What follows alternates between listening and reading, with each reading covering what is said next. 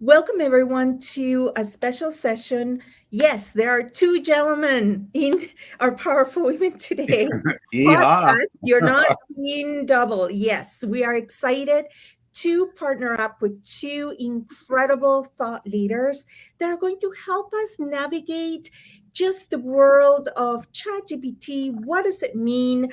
I'm a woman that is committed to the integration of artificial intelligence in women world. So I am excited to bring in two people that are equally excited about what does it all mean and how can we leverage it for success. So let's get to it. Empowering women on a global scale. Welcome to Powerful Women Today with Carolina Billings. Powerful Women Today is on a mission of inclusion, rewriting his story to include her story, and empowering, raising, and amplifying women's voices with professional speaking, publishing, original podcasting, and web TV. And now here's your host, the founder of Powerful Women Today, Carolina Billings. Welcome, everyone. We have Mitchell Levy here with us. Sorry about that, Mitchell. And we have, of course, Lucas Root. So, gentlemen, introduce yourself to our friends. Lucas, your last name's easier. I don't know if I've ever heard a mispronunciation of your last name. There's three pronunciations of mine.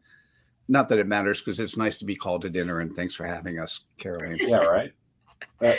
Go to South America and try pronouncing my last name, and you'll very quickly decide you want to be called something else. Ooh. Now I'm very tempted to hear what it's okay. I'm ready. Try it. Let's go.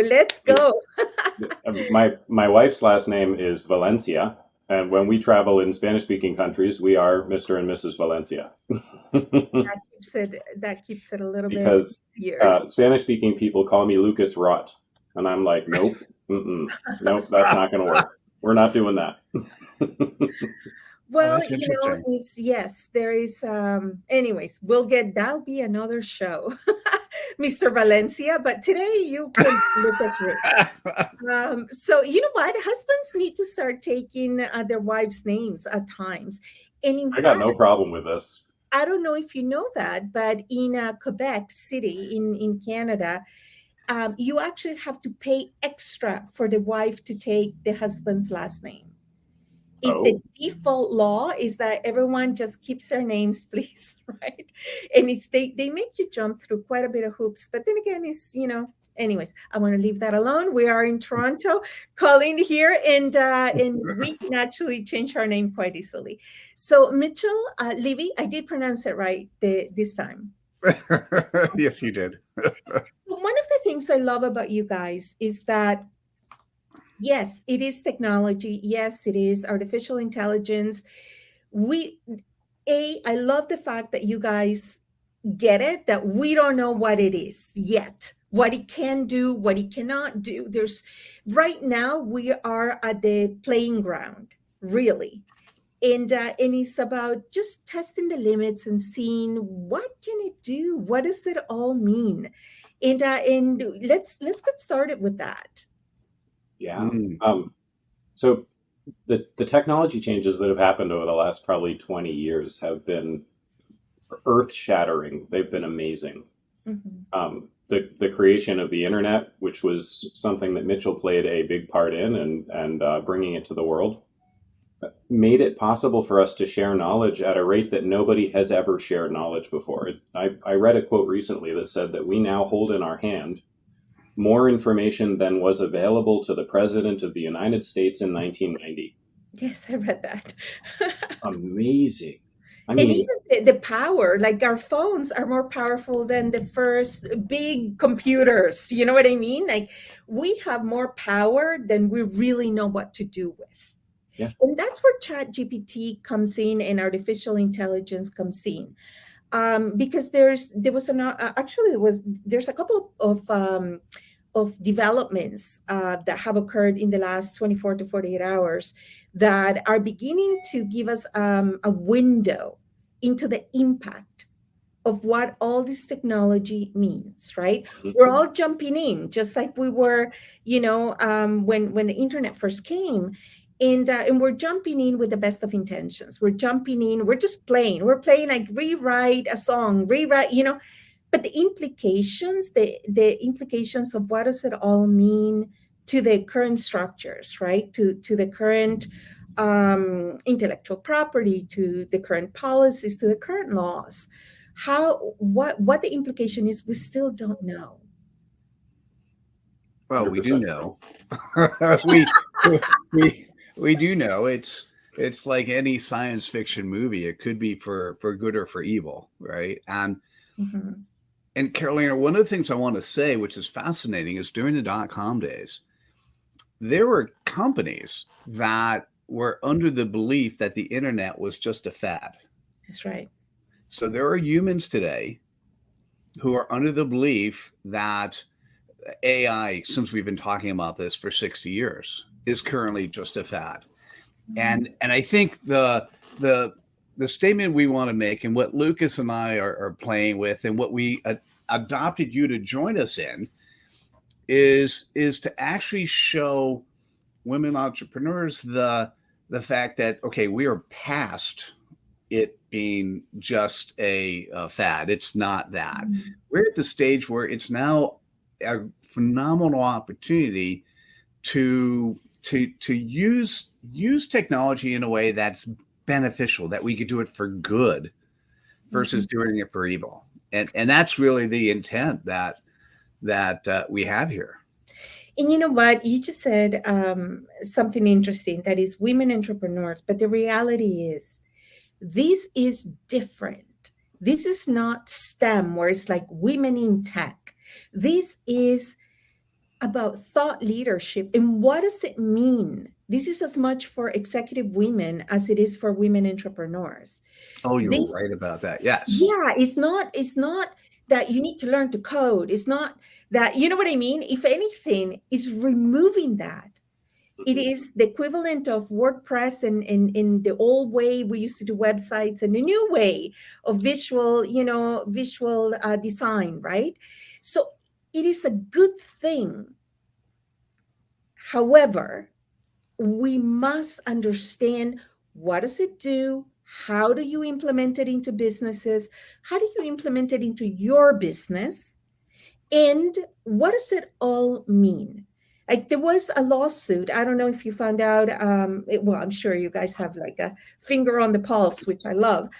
Samsung had an issue, and a lot of companies still do not have a clear policy on the use of artificial intelligence by their employees. And they are inputting information that may be intellectual property. It may be protected. That's what I mean. Like, you don't need to be in the IT department or, in the marketing, because right now it seems to be just ferociously attacking marketing. Not attacking, sorry, revolutionizing marketing. You don't need to be just in those departments for you to think that, oh, artificial intelligence affects me. This is a cultural shift beyond a generation. This is a lifetime cultural shift. So, Lucas, going on that premise, because you work with ChatGPT 4, which is different than ChatGPT 3, and this is what I mean: just being fluent in understanding the players, the terrain, the environment, what's going on, right? Because, and let could you explain to our audience what's the main difference between ChatGPT 3 and ChatGPT 4? Yeah, I'm going to use an analogy. Um, think of ChatGPT as a word calculator. Okay. It's a good way to think about it. So when you want an answer, you pull out your calculator, you punch in some numbers, and the calculator gives you an answer. ChatGPT 3.5 does a pretty good job of figuring out, when you put in a question, figuring out whether or not the question that you asked is giving you the answer that you want. Does a pretty good job. And it gives you a simple answer. It tries to give you the complex answer, but it gives you a simple answer, and it does a pretty good job of that. The thing that's really cool about ChatGPT 3.5 is that it's really fast. So if you know ahead of time that the questions that you're going to ask are simple and the answers that you're going to get, which are simple, are good enough, fast is great. And using 3.5 is fantastic for that. And I do. ChatGPT 4 does a great job of understanding, and that's anthropomorphizing, because it doesn't really understand anything. It uses calculations to figure out whether or not the words that it's going to put in, right, are the ones that you might Lucas, want. say that word again, because there was so many syllables. Anthropomorphizing. Yeah, okay, got it. I can't say that by test. That's us seeing a machine output and assigning human qualities to it. I understand the math behind ChatGPT, so I understand how it does what it does. And understanding isn't the right word, but it is the right word for us to use when we're talking about it, because that makes sense to all of us. Yeah, and the one thing that came to surface with this lawsuit with Samsung was the fact that we're not reading the small print. Right? We opt in because the option is you either agree to their terms or you don't get to use it, right? So we all kind of just go click, yes, I agree, I understand, opt in, right? But the reality is that ChatGPT 3.5, now is the Spanish coming out, reserves the right to keep the information that you are inputting into the prompts. Right? This is so there's a lot for us to learn about what is it that we are jumping into play. Yep. Right? It's interesting. They're not looking to steal your information. It kind of sounds that way in the world where Facebook really is looking to steal your information. Yeah. Yes, that's another episode. Not what they're trying to do. That's another episode. Yes.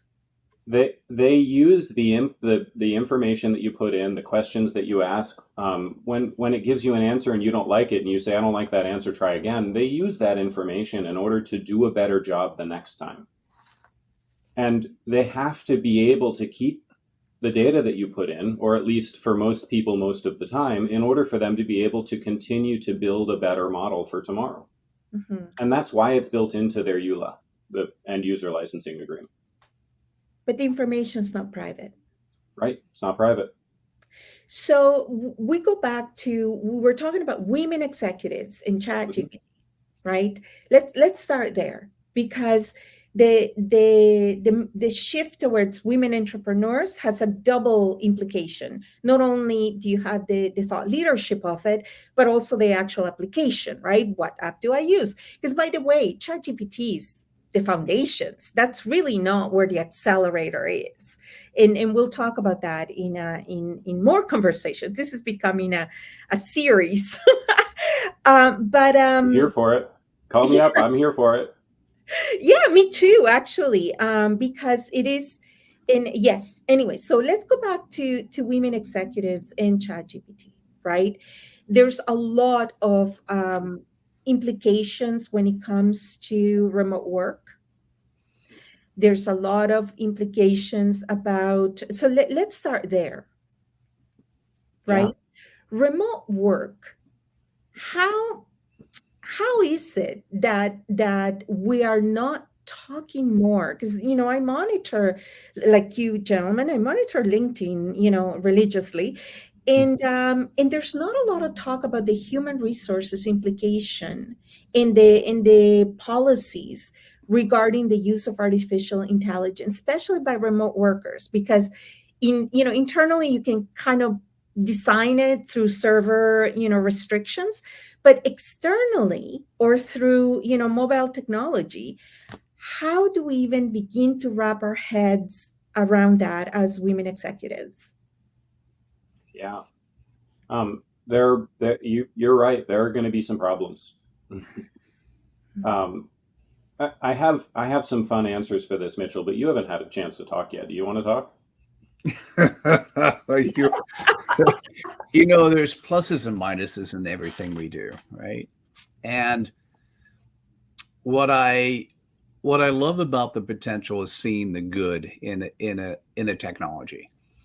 And the thing is, let's say you're working from home for the day, and you don't have any Zoom windows or anything else open, and you have a question. Well, you can call up a coworker, or you can call up your coworker ChatGPT and start asking questions and start getting feedback.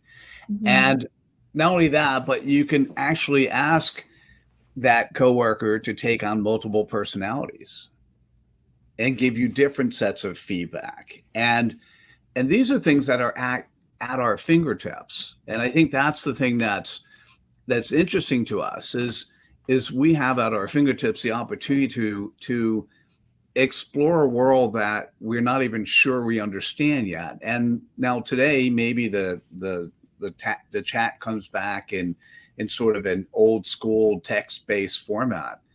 But it's not that long before we could see it coming back in a video avatar that's talking to us, that our if we're lonely, Carolina, our friend is right there talking to us, and we have them shape personalities. So, the thing that's fascinating to me is the understanding, and this is what I love about your audience and the audience that you attract, Carolina, the understanding that it's important that we play together and to understand the rules of the game. Mhm. And we're making the rules as we go along. We, meaning the society, we're making the rules as we go along. And at the very minimum, you need to know where we're standing. We need to know what we can use and what we shouldn't, where we should put our back against the wall, and where we should, because we're feeling threatened and attacked, and where we should say, hey, this is not a problem, let's move forward. And that's part of what we're talking about. That's part of what we're focusing on is how do we do this to the benefit of humankind. You know what? You just said something very, very impactful. I remember the early days of social media where companies would not give access to social media to their employees through server, restrictions, right? Instead of thinking, we can make every employee within this company an ambassador through social media, right? Like to really open hearts and minds instead of thinking in a draconian restriction, right? A way of thinking. And I think that is the shift you're speaking about. Instead of thinking, embrace it. How do we leverage it?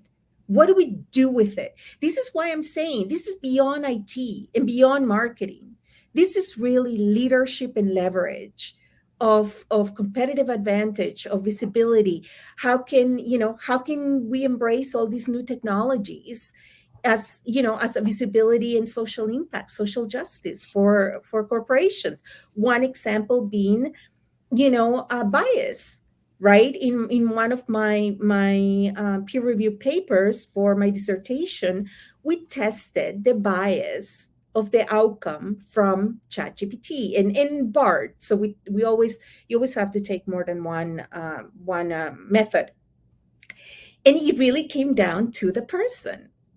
If you are not aware of any biases in your literature, or in your mindset, or in your inclusivity, and in all of that, the output's going to come no different than what it is right now. So really gaining the leadership understanding of these technologies and how it can work for you is key. This is a game changer as far as I am concerned within the C-suite. And this is a time, and there was an interesting article, and I'm going to come back and post it on the comments, that said, how is artificial intelligence impacting women? Right? And we are powerful women today. So my lens is through, the female experience, right?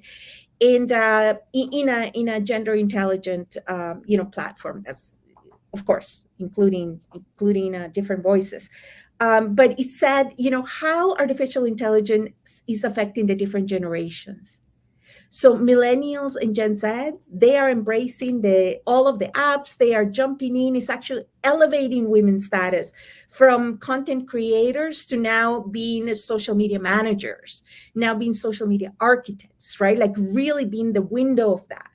But what is happening, according to this article, is that women in the C-suite, which tend to be more of your Gen X or late boomers, if we must, classify under a methodology, are hesitant because it's still under the veil of technology, high tech, right? And we forget that technology is also a car. In what Mitchell said, you can take that car to go on a family vacation and make long-lasting memories, or you can take that car and go rob a bank.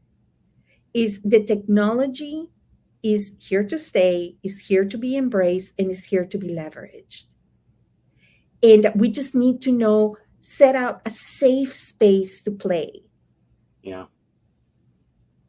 And that's where you come in, Lucas. You do so much work with communities and community building and building an audience, right? Knowing, I don't like the word boundaries because I like to think of, without borders, right? But you do need to know where the risk factors are, just like inputting, intellectual property onto a chatbot query prompt. Yeah, here are some things that really excite me about ChatGPT specifically. Anyone who's listening, pull up ChatGPT right now. Go to 3.5, it'll do just fine, and ask it the question, are female CEOs more profitable? It will give you a politically correct answer that says most of the research right now suggests that there's a correlation between female CEOs and profitability. Politically correct version of that. I've done the research on this. Female CEOs are definitely more profitable. And what ChatGPT has done is it's made it available to you to start having a conversation about this with a conversational partner, ChatGPT, in a way that allows you to prepare for that conversation with an actual human who's going to make actual decisions in your life. Mm-hmm.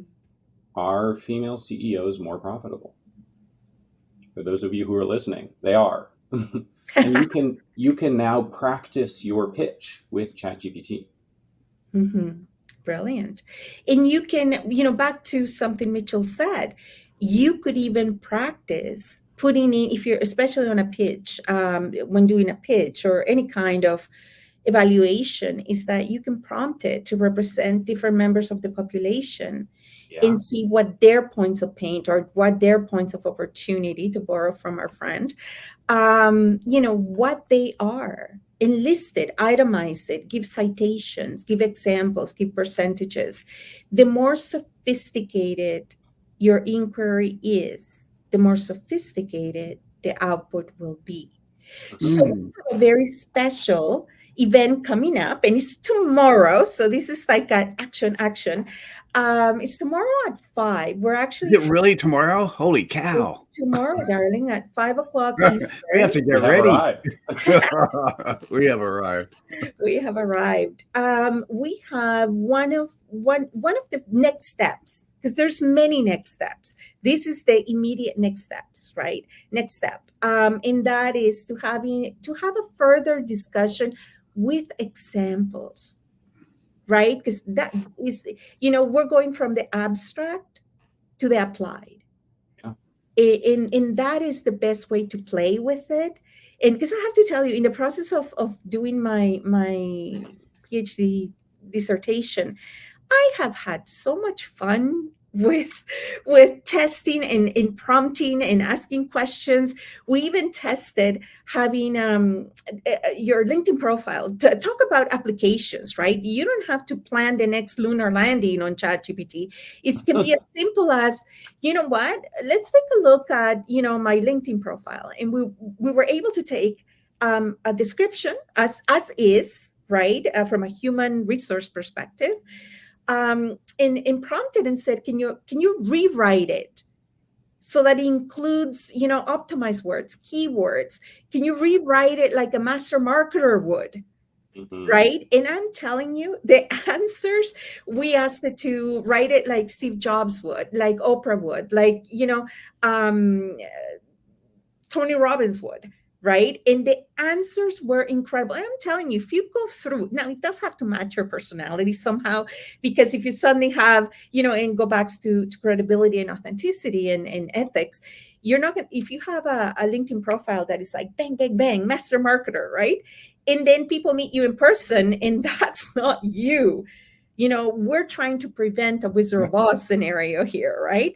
So these are the conversations. Right now, we're really at the brainstorming. We're really at the narrative.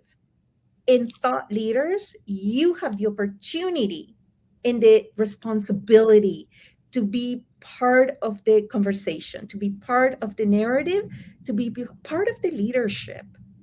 So it's tomorrow. We're going to put the link, and I actually have a banner, but every time we put the banner, it covers Lucas. So a little bit, and we would never want to do that.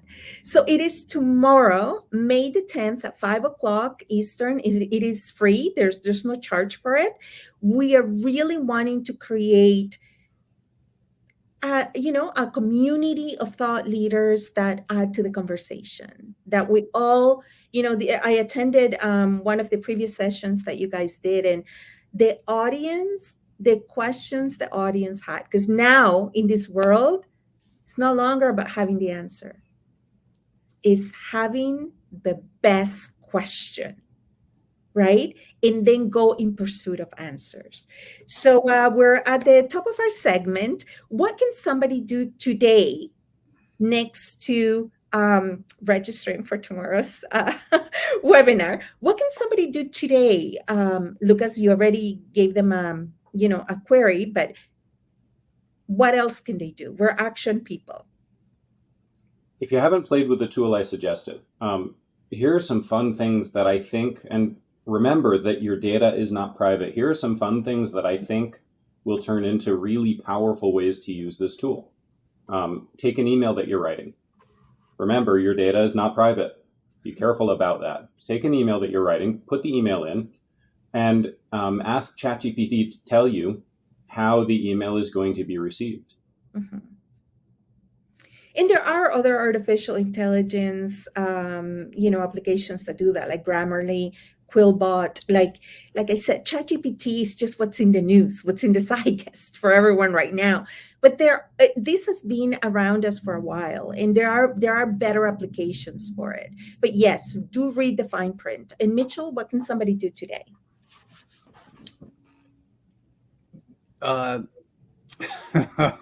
Great question. What you want to think about, this, it's in your heart. When somebody talks to you, truly listen, mm-hmm. and make sure you're discerning. Because if you're discerning on the content coming in, then you're going to ask the next question of what goes next. And by the way, that concept applies to your interaction with ChatGPT. It actually is a great way to apply to your interaction with other humans. Mm-hmm. Tested, right? Discernment. Brilliant. Love it. And like I said, first of many. So thank you, everyone. And we will see you next time. Remember, sign up is tomorrow and there's no charge. Great place to brainstorm and to figure out next steps. Going to be fun. Thanks. Empowering women on a global scale. This has been Powerful Women Today with Carolina Billings. To learn more about how you can join and transform your life and the lives of women everywhere with professional speaking, publishing, podcasting, and web TV, visit powerfulwomentoday.com. Remember to subscribe to this podcast on iTunes, YouTube, or wherever you like to listen and watch